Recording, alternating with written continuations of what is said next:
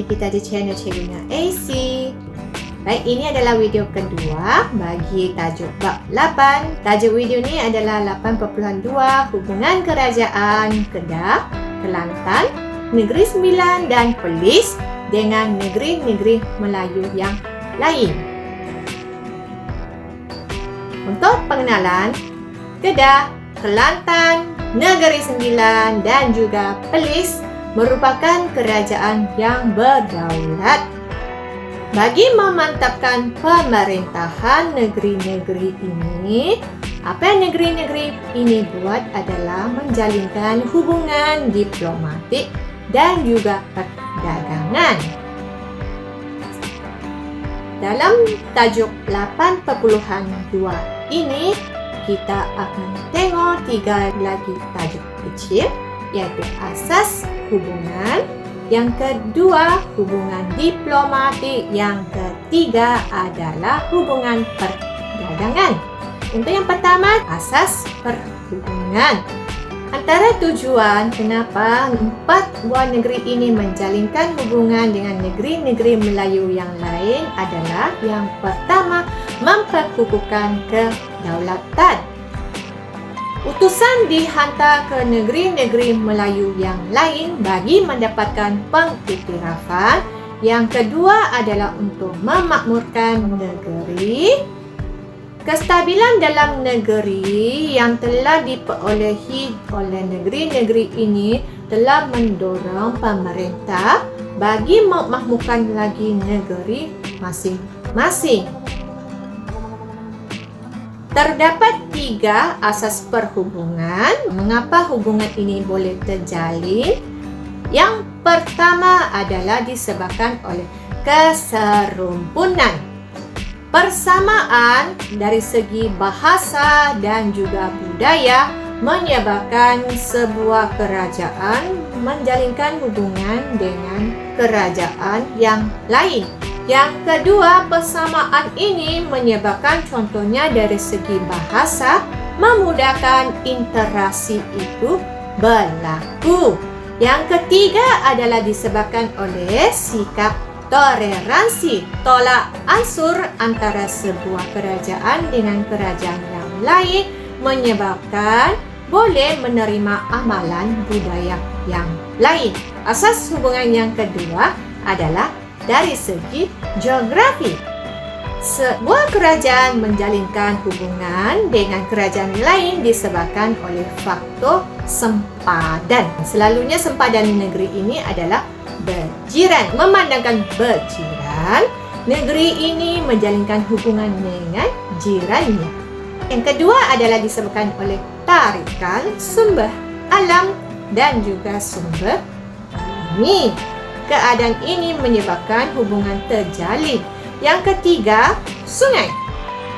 Sungai selalunya dijadikan sebagai pembahagian ataupun sempadan bagi sebuah kerajaan dengan kerajaan yang lain. Memandangkan sungai selalunya menjadi laluan perhubungan, kerajaan selalunya akan berusaha untuk memastikan terjaminnya keselamatan di sungai. Yang keempat adalah disebabkan oleh pelabuhan.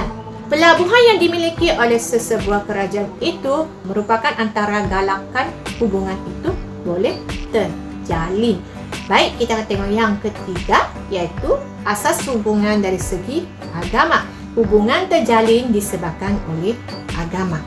Penerimaan agama Islam oleh pemerintah telah menyebabkan hubungan itu terjalin. Yang kedua adalah peranan ulama, di mana kegiatan keagamaan yang dijalankan oleh ulama ini secara tidak langsung telah menggalakkan hubungan terjalin antara sebuah kerajaan dengan kerajaan yang lain. Yang ketiga adalah institusi pendidikan, di mana kehadiran penuntut dari sebuah kerajaan ke kerajaan lain secara tidak langsung hubungan antara kerajaan-kerajaan ini akan terjalin. Baik, kita akan masuk pada tajuk yang kedua, iaitu hubungan diplomatik. Antara cara bagaimana hubungan diplomatik boleh terjalin, yang pertama adalah melalui pengiktirafan. Pengiktirafan yang diberikan oleh sebuah kerajaan kepada kerajaan lain secara tidak langsung telah mengaksakan sultan yang menjadi pemerintah di kerajaan tersebut. Ini secara tidak langsung dapat mewujudkan hubungan dan menyebabkan kedudukan antara kerajaan ini menjadi satu taraf. Antara contohnya, Sultan Mahmud telah mengiktiraf kerajaan Kedah sebagai kerajaan yang berdaulat. Yang kedua, kerajaan Kedah pula mengakui pertuanan Sultan Melaka. Ketiga pula adalah Sultan Terengganu yang memberikan pengiktirafan kepada kerajaan Kelantan yang telah disatukan oleh Long Yunus. Baik, itu adalah cara pengiktirafan. Yang kedua, cara kedua adalah melalui pertahanan. Hubungan diplomatik ini terjalin dengan cara pertahanan. Ini adalah bagi memastikan kelangsungan kerajaan dan juga mengekalkan kedaulatan daripada campur tangan kuasa lain. Antara contohnya adalah Long Yunus telah mendapatkan bantuan dari Terengganu dan juga kerajaan Remang yang terletak di Hulu Perak ketika menyatukan Kelantan. Yang kedua adalah Long Gafar yang telah dilantik oleh kerajaan Lemang menjadi Perdana Menteri Kelantan dan juga Panglima Perang. Dengan pelantikan ini, secara tidak langsung dia membantu mengekalkan keamanan di Kelantan. Cara yang ketiga adalah melalui perkahwinan, di mana selalunya perkahwinan ini melibatkan perkahwinan diraja yang merupakan amalan tradisi. Selain dari itu, melalui perkahwinan ini juga hubungan dapat dikukuhkan dan dapat menjamin kedaulatan. Baik, antara contohnya adalah Onang Kening, iaitu puteri Kelantan, berkahwin dengan Sultan Mahmud Shah, di mana melalui perkongsian perkahwinan ini, Raja Muzaffar dilahirkan dan kemudian dijadikan sebagai Sultan Perak.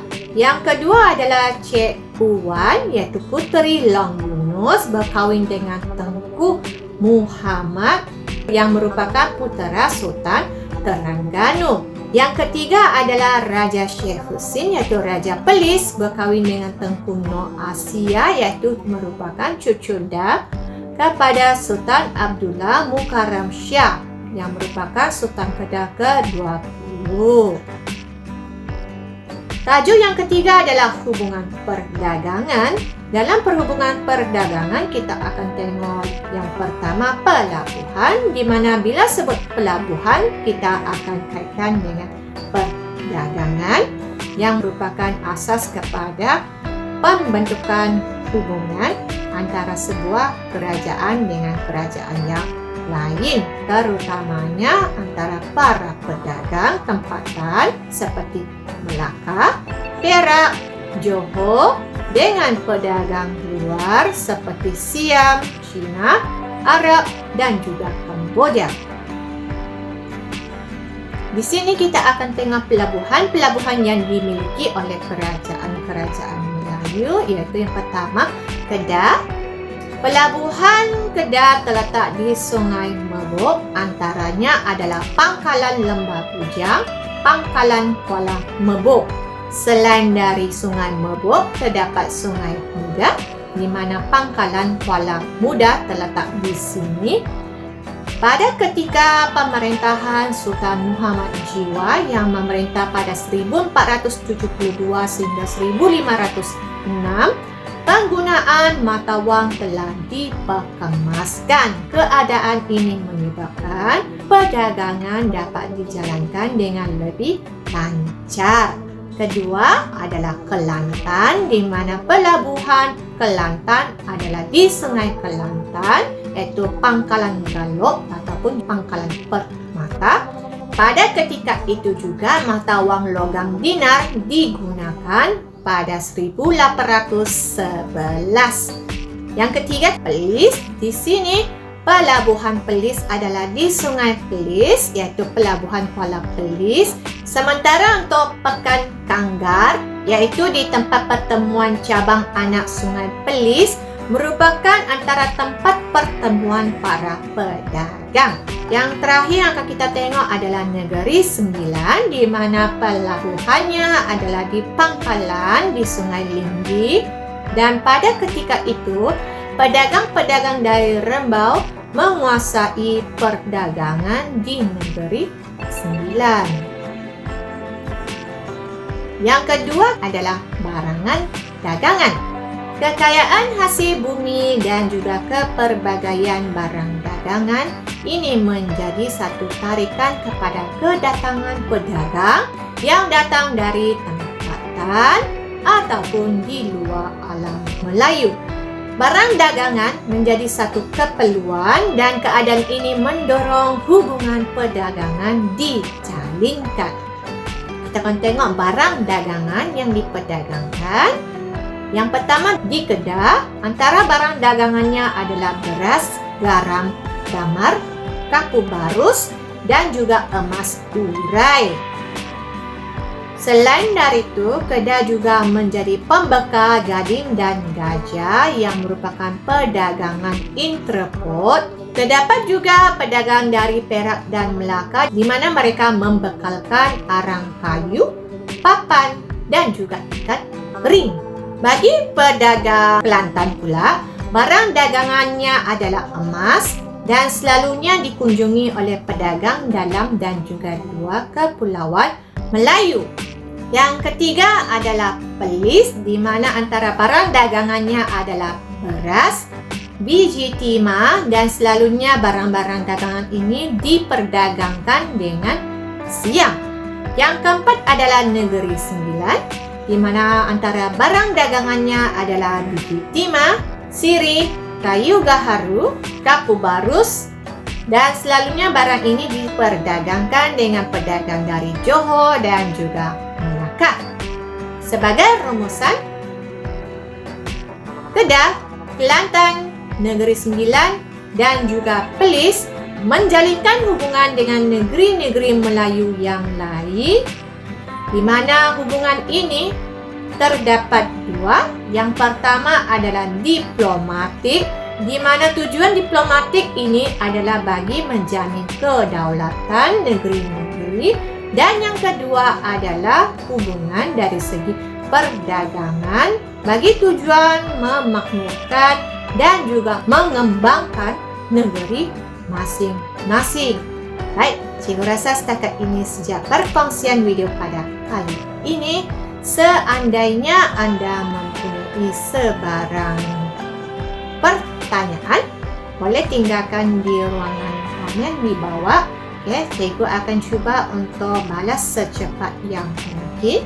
Sekiranya Anda dapati video ini dapat memberikan manfaat pada Anda, cikgu harap dapat kongsi kepada kawan-kawan Anda, dan jangan lupa untuk kunjungi balik ke channel cikgu untuk mendapatkan video yang seterusnya yang dapat memberikan rujukan pada Anda pada bila-bila masa. Terima kasih kerana menonton. Bye.